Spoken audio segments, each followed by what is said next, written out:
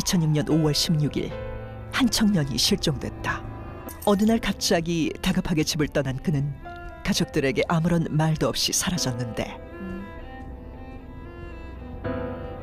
온 가족이 그를 찾아 나섰고 레이의 절친한 친구 보트 역시 친구를 찾기 위해 $1,000에 이르는 현상금까지 내걸었지만 야속하게도 레이에 대한 어떤 소식도 들려오지 않았다. 그렇게 모두가 슬픔에 잠겨있던 때 볼티모어의 오래된 호텔 벨베데레 근처에 있던 주차장에서 레이가 타고 나갔던 차량이 발견됐고 사람들은 이를 중심으로 그 일대를 샅샅이 뒤지기 시작했다. 그리고 벨베데레 호텔의 바로 옆에 있던 폐쇄된 건물 옥상에서 정체불명의 구멍이 포착되었는데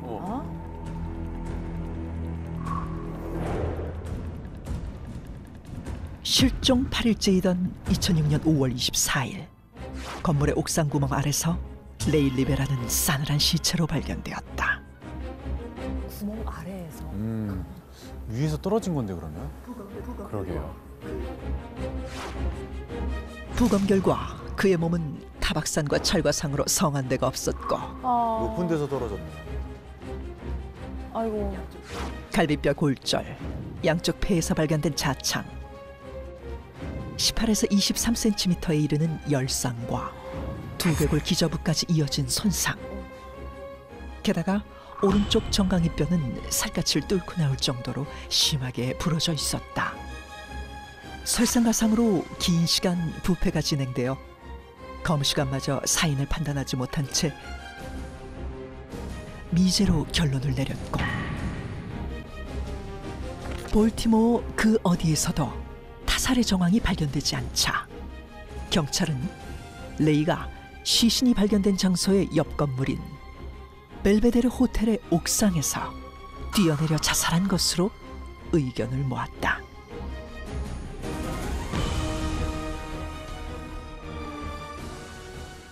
하지만 유가족은 경찰의 의견에 반박했다. 결혼한 지 이제 6개월, 한창 신혼의 단꿈에 젖어 있던 청년이 자살했을 리 없다는 것. 자살할 이유가 없지. 제일 행복할 시간인데. 게다가 사건 현장에서 발견된 그의 안경과 핸드폰은 추락한 사람의 것이라고 볼 수 없을 정도로 깨진 곳 하나 없이 온전했다. 누가 치워놓고 간 거야. 이뿐만이 아니었다. 벨베데레 호텔은 번화가의 위치에 사람이 뛰어내렸다면 누군가 목격했거나 떨어지는 소리라도 들었을 텐데 목격자가 아무도 없다는 사실. 호텔 안에서 레이를 본 사람도 없었고 하필 사건이 있던 날 옥상을 비추던 CCTV는 고장이 난 상태였다. 자살 사건일 수 없는 결정적인 이유가 있었으니 호텔 옥상과 구멍 사이의 거리는 45피트, 즉 13.7m로 사람이 스스로 뛰어서 도달하기에는 너무 멀다는 것. 그럼 위에서 떨어진 게 아닐 수 있겠는데? 긴데? 올림픽 선수도 9m가 맥시 최고거든요. 칼로이스도.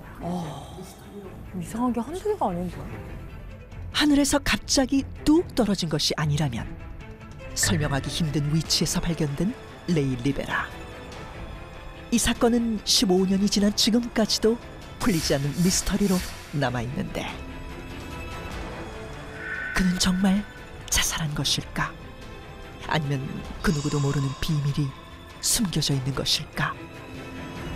경찰이 자살로 판정을 내린 것을 보면 그 구멍을 통해서 추락했을 가능성에 대해서 뭔가 더 신빙성이 높게 생각할 만한 그런 정황 증거 정도는 있었을 거라고 봅니다. 그래서 저는 그 구멍을 통해서 추락한 것이 아까 뭐 사인은 좀 불분명하다고 했는데 어떤 그런 뚜렷한 다른 살해 방법이 명확하지 않은 상황에서 경찰이 추락했는 것 같다라는 정도는 어느 정도 확인할 수 있었다는 점으로 볼 때 그 구멍을 통해서 추락한 것은 사실일 것이고 그렇다고 한다면 굳이 누군가 살해를 하기 위해서 그렇게 복잡한 방법을 썼기보다는 자살일 가능성을 좀 더 생각해 봐야 되지 않겠는가 하는 것이 제 생각입니다.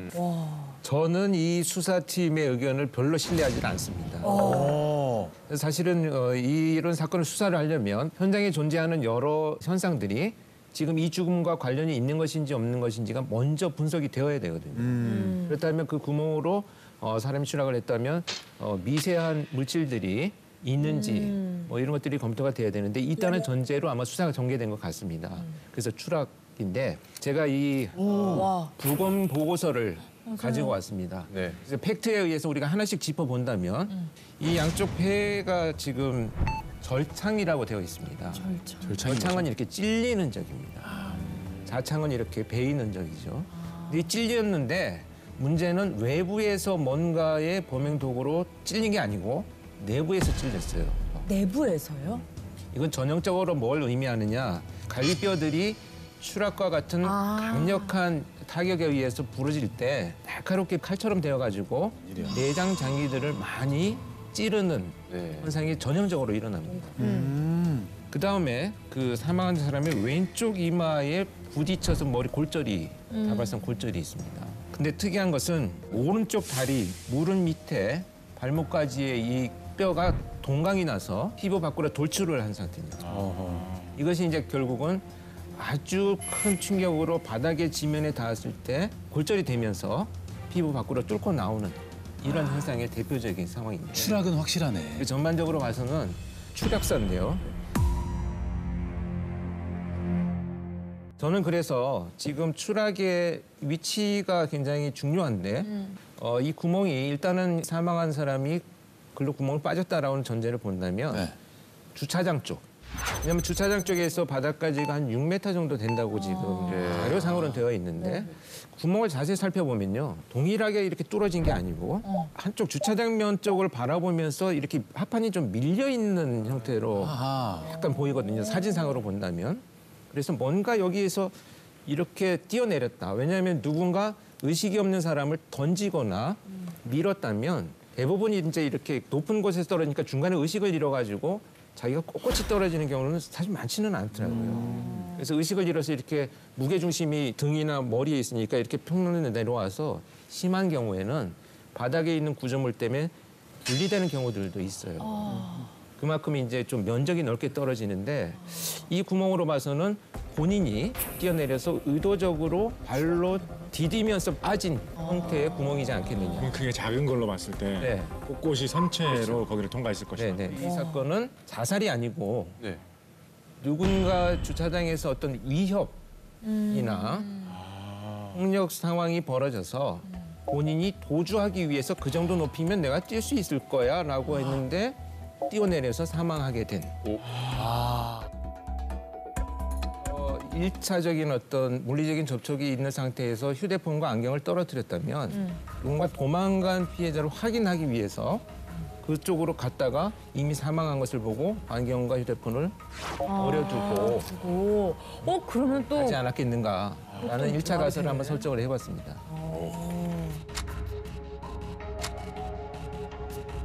아니 그럼 정말 그렇다고 하면 일단 가해자, 그 원인을 제공한 가해자가 레이를 자살한 걸로 위장시키려고 했다는 건데 네. 정창욱 교수님은 어떻게 생각하십니까? 예, 저도 기본적으로 누군가한테 쫓기다가 추락했다는 것엔 동의를 하고요.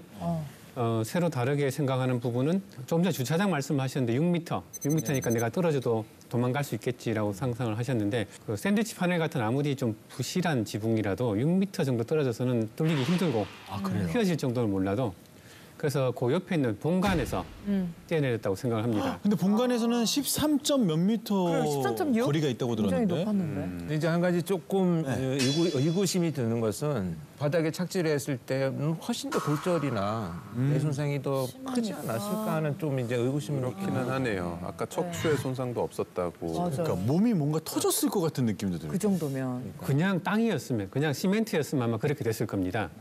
근데 지금은 샌드위치 파넬인데 샌드위치 파넬은 이제 판을 이렇게 넓적하게 하니까 이것이 충격을 한번 받아주는 거예요. 휘면서 충격을 한번 받아줍니다. 쿠션 역할을 해주는 거. 그러면서 오른쪽 발로 떨어지면서 거기 좁은 부분에 힘이 다 모이니까 그 부분이 먼저 데미지가 일어나면서 살짝 뚫려요.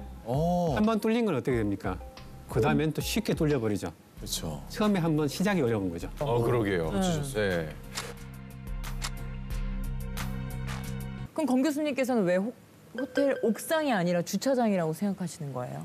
일단 첫 번째 제가 가설을 설정한 내용을 보면 이게 아주 계획적인 범죄는 아니거든요. 그렇게 본다면 호텔의 옥상까지 그 높은 곳을 올라갈 때는 굉장히 위험이 높아요. 목격의 위험, 또 도움 요청할 수 있는 기회들. 네. 이렇기 때문에 물론 위협을 하고 올라가지는 않고 자연스럽게 둘이 올라갔을 수도 있겠지만 굉장히 부적절한 장소가 아닌가. 그런 어떤 심리적인 측면에서 본다면 오히려 그 뛰어내릴 때 그 사망한 레이가 안정감을 느끼고 좀 자기가 도피할 생각이 있었다면 거기 그 높은 옥상에서 떨어지는 것보다는 여기서 이렇게 다른 목적을 가지고 뛰어내리지 않았나로 이제 추정을 한 겁니다. 맞아요. 자, 물리학 정창욱 교수께서는 과학적인 계산으로, 권일용 교수께서는 프로파일러로서 범죄 현장 분석으로 추락 지점을 서로 다르게 짚어주셨는데, 그런데 이제까지 나온 가설과는 전혀 다른 새로운 가설을 주장한 사람이 있습니다. 스페인의 법의학자 미리암 모야란 분인데요. 어떤 의견인지 직접 듣기 위해서 화상 인터뷰를 했다고 합니다. Soy Miriam Moya, soy experto forense o perito judicial. En España se dice perito judicial, que realizo investigaciones en la corte, ¿no? En los tribunales y demás. No corresponde con una caída es imposible. Fractura abierta es de haber la fuerza, sobre todo contra una pierna. Esa doble fractura abierta es lo más habitual que nos encontramos en una persona adulta cuando es atropellado. Lo atropella de una manera, o sea, no totalmente frontal. Si este es el cuerpo, no sería así. ¿Me explico? Sería más en oblicuo. 맞아요. 브레이크를 밟았을 때. 아, 저 부위가 그러네. 세단이면 네, 저렇게 돼요. SUV는 좀 더 높게 올라옵니다. 그러네. Así es como se consiguen esas lesiones que tiene su pierna derecha. Además es que me explico, entonces siempre suele ser en una pierna y en la otra no. Muy habitual esa lesión. 그럼 머리랑 가슴 쪽은?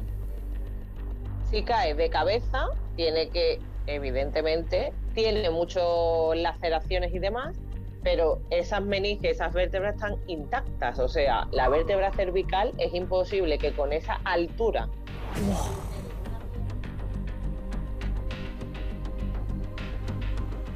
Esa masa, o sea, la proporción existe y es imposible que no se hubiera dañado.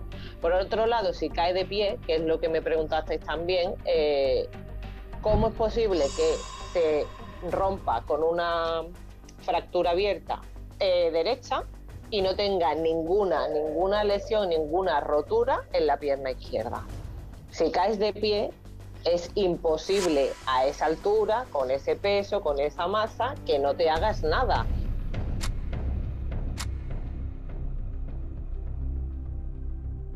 그럼 일단 교통사고라고 그냥 가정을 했을 때 네. 절창이 이루어질 수 있습니까? 다발성 골절 같은 경우는 충분히 가능은 하죠. 그런데 제가 조금 의구심이 드는 건 물론 저도 만약에 교통사고라면 브레이크를 밟았을 때 차체가 낮아지기 때문에 아래를 쳐서 뼈가 골절될 수는 있습니다. 그런데 대부분 그렇다고 하더라도 차의 면적을 본다면 무릎이나 그렇지. 또는 이런 그 복합 골절이 많이 나오거든요. 타격이 한꺼번에 되니까 여러 조각이 나는 경우들이 대부분 많이 나오고 두 번째는 자 여기 보시면 이 사망한 사람이 왼쪽 이마에 상처가 되어 있잖아요. 네. 여기를 쳤다면 이 몸이 이쪽으로 휘어지면서 오른쪽 머리가 차 앞유리에 닿아서 뇌가 골절을 일으켰을 가능성이 가장 높은데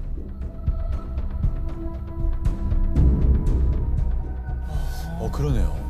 반대편에 뇌가 이렇게 상처가 있다라고 하는 것은 한쪽에 타격이 있어가지고 그 상처를 입고 그 상처라고 한다면 폐까지 갈비가 골절이 되면서 뇌 장기들을 찔러서 절창이 일어났겠느냐라고 보기에는 좀 어려운 부분이 있었죠. 네. 그런데 권일용 교수께서는 프로파일러의 관점에서 교통사고 후에 시체를 유기한 거라면 왜 저곳에 뒀을까? 네네. 특히 교통사고에서 뭐 일반화할 수는 없지만 그런 우발적인 갑작스러운 충격에 의한 사건이 발생을 하면 대부분 가해자들이 짧은 시간 안에 체계적으로 시신을 어딘가에 숨겨야 되겠다라는 생각을 잘 못합니다. 네. 그래서 차에 싣고 어딘가 현장을 빨리 이탈하려고 하는 노력을 가장 많이 하고요. 아, 두 번째는 이탈을 했을 때 전혀 사람들이 발견하지 못하는 곳으로 가는 것이 기본적인 범죄자들의 심리이기 때문에 저렇게 남의 건물에 그 시신을 갖다 놓는 것은 아직까지 한국에서 저런 경우는 제가 보지는 못했어요. 랜드마크인데. 랜드마크예요. 그러네요. 네. 자, 레이 리베라의 추락에 대해 과학적으로도 지금 다양한 추측이 나오기 때문에 여전히 미스터리한 사건으로 남아있는 것 같습니다. 네. 네, 교수님들께서 추락사라고 추측을 하신 것처럼 유족들도 절대 자살이 아니라고 주장하고 있다는데요. 근데 특히 아내 앨리스는 레이는 막 결혼한 신혼부부인데 자살할 이유는 없다. 면서 경찰의 의견을 반박했다고 합니다. 이게 자살이라고 하기에는 사건 당일의 의문점이 4가지가 있는데요. 네. 자, 첫 번째로 실종 당일에 급하게 전화를 받고 나갔다. 그리고 두 번째는 신분증, 현금, 카드 모든 게 담겨있던 페이클립만 사라졌다.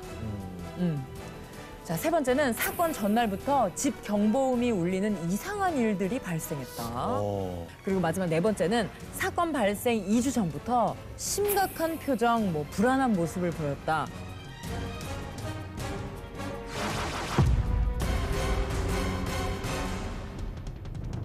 그러니까 유족들의 주장도 좀 의심 갈 만한 정황들이 많은 것 같아요. 그쵸? 저는 두 번째로 제시되었던 소지품이 없어졌다는 부분도 상당히 뭔가 이상한 느낌입니다. 그래요.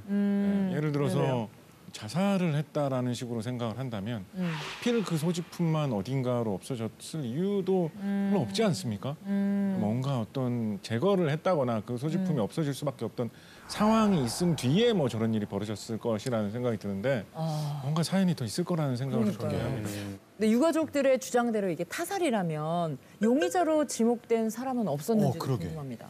네, 제가 그래서 그 자료를 조금 더 살펴봤습니다. 봤더니 아까 그 레이와 가장 친하다는 사람 기억나시죠? 포터? 포터. 네. 네. 그러니까 포터가 실종 당시에 찾는 사람에게 1,000불을 주겠다는 현상금을 맞아요. 제시를 했고요. 그렇죠. 언론에도 적극적으로 지금 이 실종에 대해서 목격한 사람이 있으면 제보를 해달라는 그 활동을 많이 했었어요. 그러니까 제발 저린 건가? 의심을 피하려고. 그렇게 이제 찾고자 노력을 했던 이 포터가 네? 막상 이제 시신이 발견되고 나니까 그 순간에 돌변하기 시작을 합니다. 갑자기 자기 직원들한테 일체 회사 내의 문제를 이야기하지 마라라고 함구령을 내리고요. 외부에다가 냄새가 나는데? 두 번째는 이제 변호사를 고용해가지고 경찰 조사에 아주 미온적으로 대처를 하면서 법률 조력을 받아가지고 그 자기한테 불리한 진술이나 대화들이 나올 때는 회피하는 이런 태도를 보여주기 시작을 합니다. 근데 그 시신이 발견되고 나서 그런 건 확실하겠죠? 태도가 바뀐 건? 글쎄요. 근데 이제 태도 변화도 문제가 되지만 애초에 실종됐을 때 그 거액의 그 현상금을 걸고 가족들도 아닌데 불구하고 그렇게 했다는 것은 이미 지금 사망을 했고 또 찾기가 굉장히 어렵다라는 것을 자기가 알고 있는 상황에서 어떤 그 나는 범죄 혐의가 없다라는 뭐 이런 과도한 액션의 표현이지 않나 그런 생각도 좀 듭니다. 네. 이게 내용을 점점 알수록 그러니까 정보가 더해질수록 답에 가까워지는 느낌이 아니라 네. 더 뭔가 더 멀어지는 느낌이 더 어려워지는 다 오르신 말씀드리고 네. 맞아요. 하니까. 이게 미스테리로 가능성도- 끝난 이유가 있네요. 이 사건이. 진짜. 네. 자, 정말 복잡한 사건 현장입니다. 네. 하지만 타살 정황이 명백히 드러나지 않았기 때문에 곽재식 작가님은 일단 자살로 보셨고요. 자, 누군가에 쫓겨 달려가다가 주차장에서 추락사했다는 권일용 교수님. 또 도주하다가 호텔 옥상에서 뛰어내려서 추락사했다는 정창욱 교수님. 그리고 교통사고의 변수를 제기한 법의학자 미리암 무야의 가설까지 들어봤는데요. 레이 리베라 죽음의 미스터리. 과연 진실은 무엇일까요?